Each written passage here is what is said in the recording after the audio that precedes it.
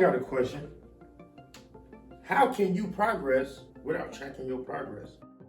You ever been to a race, NASCAR race, track race, horse race?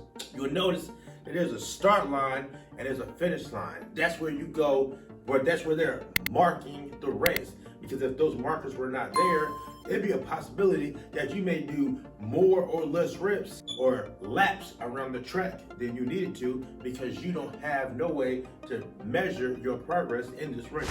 So I'm going to teach you your first step in committing to your fitness goal. The first step starts with the thought.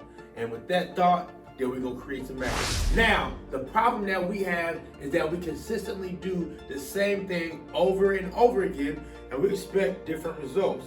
And that's basically the same definition that is the definition of insanity. Now, the way that we're going to solve this problem is you start off with self-assessment or fitness tests. And that requires you logging in your exercises and get some measurements before you start this fitness journey.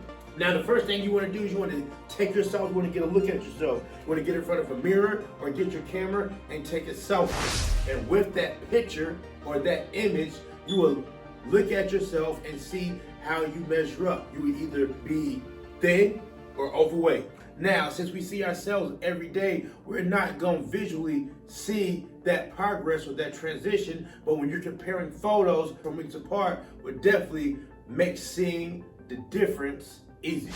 Now, you want to track yourself by getting your body composition, which is basically getting your body weight. Now, that is not the most accurate way to get your measurements. Preferably, you would like to get a body fat caliper or body fat machine and get your body fat as you work out. You may gain muscle and burn fat, so that will cause your weight to fluctuate, not counting things like food, water, and waste. The tools that you'll utilize in getting these measurements would be a scale for the weight, but a tape measure is a good tool to use to get some body measurements. You would measure your things like your neck, your chest for the men, your waist, hips for the women, your arms, your thighs, and your calves, right? So to ensure you're getting the full benefits, like muscle size, strength gain, or fat loss, you would need to know when to increase the weight load or the volume in your training. And this can be done by tracking your progress. Now, this is where your workout log or your journal comes in handy, because you can take those workouts and compare them to the previous workouts and see your progress. Now, this is the simplest and most effective way to track the amount of weight that you've lifted and to see if you're getting any stronger. Now, our bodies adapt quite quickly when we're doing the same exercises or routines over and over again, so they may not elicit the same results. Therefore, the muscles will not grow or grow stronger. Which brings me back to my initial point.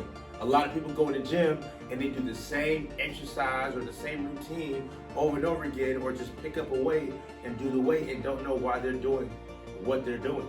Now, a workout journal will come in handy because this will allow you to make the proper changes and make your workouts and continue to make your workouts more challenging.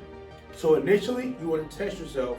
So afterwards, you will retest yourself every few weeks or month or so and compare and see your progress over that time. And this would be the best way to measure how much you have progressed, and you have documented knowledge to back it up. You want to be able to track the amount of reps and weight that you lifted.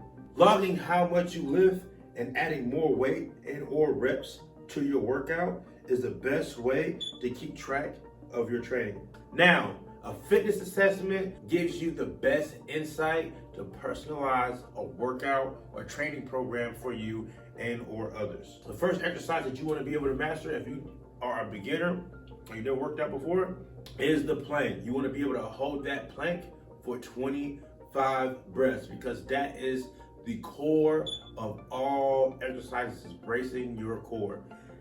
Once you're able to do that, you want to build off that to where you're going to incorporate bodyweight squats. So with that, you're going to set a timer for say a minute and do as many squats as you can in a minute. And as we proceed on, you will either do better or add more weight to that over time. Same thing with adding the push-ups.